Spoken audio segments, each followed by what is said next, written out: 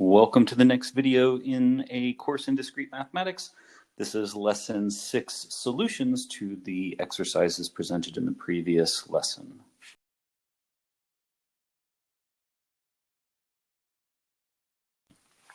So for the first exercise, let's recall what we're talking about. We are going to decide whether or not these are effectively equivalent. Do they have the same truth table, or does the order of operations really matter? So just for the sake of being systematic, let's go ahead and do the full truth table to find where these two kind of come apart. So we're going to have P, Q, there's going to be 4 rows. And initially, we're going to compute this first one, which means that implicitly by the precedence rules, the parentheses are around P. And so we're going to first compute that order 1 term, and that means that everywhere P is true, we're going to write false. So false, false, true, true, just like that. Next, we're going to use that conjunction with Q. So we get false conjunction true is false. What is this? False, so false. And then true, true, so true. And true, false. So we've now computed the truth table for the first proposition. We move on next to the second proposition. And for this one, the sort of first order sub-formula is P conjunction Q, so we get true and then falses everywhere else. And then we negate that, so where we have true to the left, we're going to write false and then true, true, true. And now we're going to contrast the two truth tables that we produced in these two different ways. And we are looking for a row in which they don't say the same thing. Well, on this row, they say the same thing. But on this row, they don't. So we see that the two expressions are not equivalent, and that is a demonstration that the order does matter. We could also have looked here to, again, see that the order does matter. Now, in order to demonstrate that these two are not equivalent, we could go through the same process and generate the truth table for each. It'll be 8 rows long. But it might be nice if we could try to find a shortcut. I mean, after all, it really only takes a single row of the truth table where they have different values in order to see that these would not be equivalent. So can we come up with some kind of a scenario in which one of these is true and the other one is false, given the same assignment of truth values to the variables? So one thing to think about is the fact that the main operator, in a sense, for this proposition is the or. It's the last thing that you evaluate. And here R, we could make true, and just by making R true, immediately this disjunction becomes true, no matter what the rest of this evaluates to. Whereas kind of the other way around, the main operator here is the conjunction. So if we set P to false, then we can make the entire proposition false, no matter what the rest of this evaluates to. And so, in fact, I think that honestly just tells us that if we set P to false, so we're going to do false conjunction Q, and we don't even really need to know what Q is, but we're also going to set R to true. Then under the first proposition, we're going to compute this as false disjunction true, because it doesn't matter what Q is, and false disjunction true evaluates to true. If we use the exact same sort of assignment, then we would have false conjunction Q disjunction true, and that would evaluate to false conjunction true, and that would evaluate to false. So there we have it. It turns out this is actually kind of a nice way to see that no matter what Q is, right? Q turned out not to really matter that much, or really at all in this demonstration. So no matter what the value of Q is, so long as P is false and Q is true, you're gonna get the same, or sorry, different truth values for each of these computations. And that's a demonstration that these two are not equivalent, sort of shortcutting the truth table, although if you did the truth table, that would be fine too. Next, we're going to show that these two propositions are in fact equivalent. And so we're going to go ahead and do that. If they are equivalent, you kind of have to do the whole truth table. So let's go ahead and write PQR. We're going to have 8 rows. So as usual, we fill the truth table by making half of the 8 rows true under the P column, half false. Then we sort of alternate under the true, right, where P is true, we make half true, half false, and where P is false, we make half true, half false, and then R just alternates true, false, and so on. Okay, and then we're going to fill the column underneath the P conjunction Q. So we're computing this order 1 subformula first. And to do that, we're going to look for P true, Q true, and fill in true. That's going to be true. And then basically everywhere else in all of these other rows, we can see that there's at least one false between P and Q. So they're all going to be false. Now for the next column, we can see that the P conjunction Q, right, we're now computing the order 2 subformula, which is the entire formula.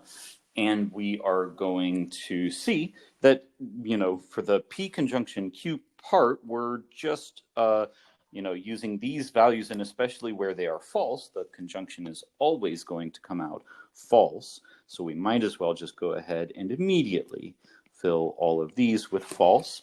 We can also see that the other part R has a false value in the second row, so that's also going to be false, and the only row at which everything is true, right? The 2 components are true is in that first row. So this is the truth table of this triple conjunction. Now, just to save time, I promise you, if you do the truth table, and this is a good exercise, so I'm going to leave it to the viewer, but if you do the truth table for the other parenthesization, you will get the same truth table.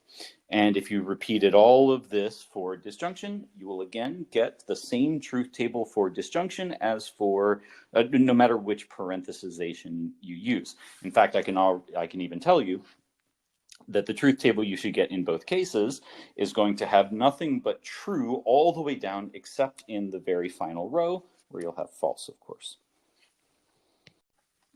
But let's actually do the truth table for if P, then Q, then R with 2 different parenthesizations. We'll maybe start with the leftmost parenthesization, and let's just reuse the table that we have up here. So let's compute P arrow Q.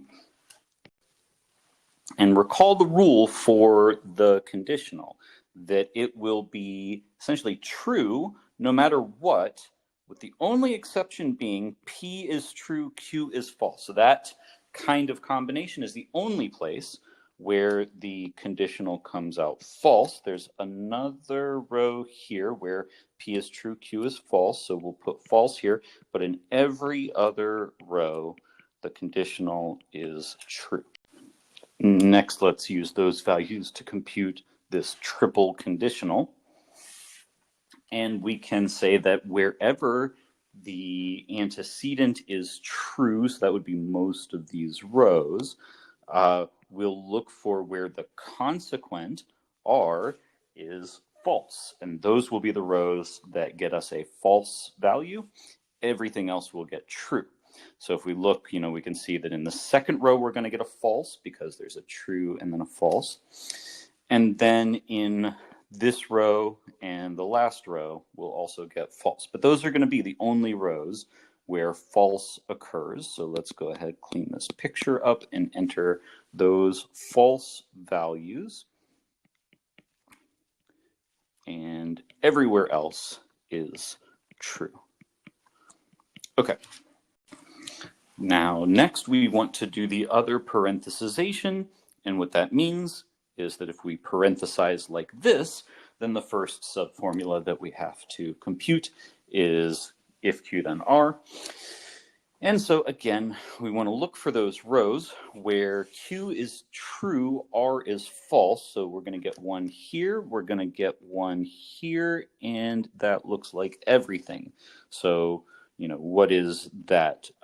2 and 6. So on rows 2 and 6, we're going to get false, and everywhere else we're going to get true. And of course, finally, we wanted to now look for the triple conditional, but with the other parenthesization. And so again, we're looking for true on the left, and that's only going to be in the first 4 rows, and false on the right, which is going to be taken from these values. So it looks like the only time we're going to get false is on the second row, and everywhere else we get true. And at the end, we want to contrast the 2 triple conditionals, double conditionals or whatever. Anyway, so these 2 truth tables. And we can see that it's a match, match, match, match, match, match. So is there anywhere that they mismatch? Aha, yes, right here is a mismatch with right here. So we can see that these 2 are not equivalent. In fact, there's another mismatch right here. And so there we have it. These 2 are not equivalent, and therefore order does matter when we have a proposition constructed only from conditionals. The upshot of that is that you should never write a proposition that has only conditionals without specifying the order, probably with parentheses, right? Because the precedence rules aren't going to tell you which one comes first because they don't specify left-right order. We could do that, but we don't. And so, so if you have sort of 2 stacked conditionals, you have to specify the order in which the operations are meant to bind to propositions.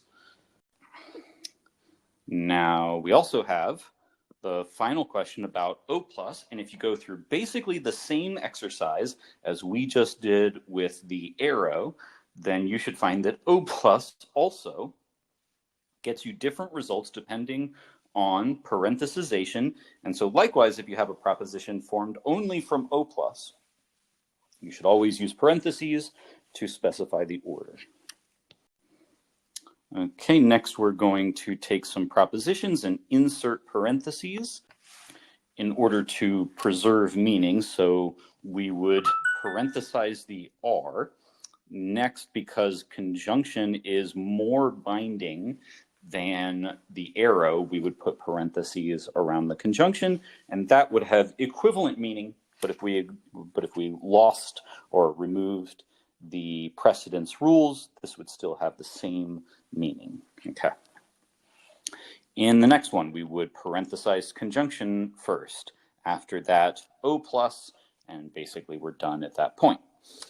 Next, we would parenthesize the conditionals first, and then we're done.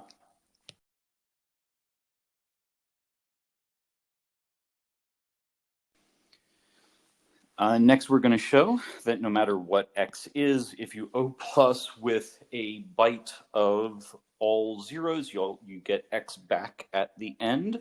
And the argument here is just going to be bitwise, right? Because the bit string operation is done bitwise, then that kind of means that we can, if we can demonstrate this basically bit by bit, then it also holds when you go byte by byte. So, okay. So let's take B to be any bit, whether it's a 0 or a 1. But first, let's consider the case where it's a 0. Well, if B is a 0, then 0 O plus 0 gets you 0, which is the same as B, right? So by taking the bit 0 and O plusing it with 0, you just get the bit B back again, right? Well, what if B is 1? Then when you exclusive OR it with 0, then you get 1 by the definition of exclusive OR, or the, if you like to call it, O plus. But either way, you get the bit B back again.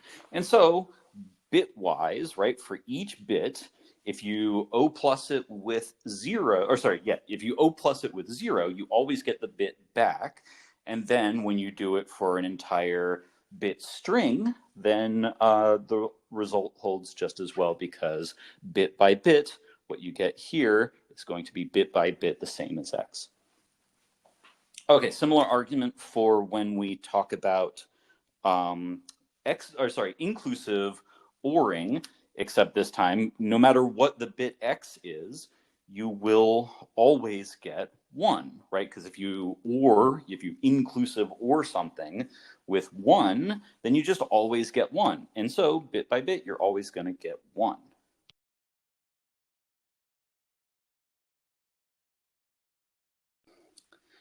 Okay, finally, we compute this logical operation on 2 bytes. And so first we're going to compute the arrow on these 2 bytes. And what that means is that it's going to evaluate to 0 only in the case where the antecedent is a 1 and the consequent is a 0. So on those coordinates, we're going to get 0 here and here, but everywhere else, either the antecedent is 0 or the consequent is 1, and so everything else turns into a 1. Once we're done with that, we negate it, and that means we just flip all the bits and we're done. And finally, I'd like to end on an invitation to ask questions. If you found anything confusing in this video or associated portions of the textbook, please leave a question in the comments. If I can address it there, I will, or if it's a more substantial question, then I may make a video and include it in the playlist.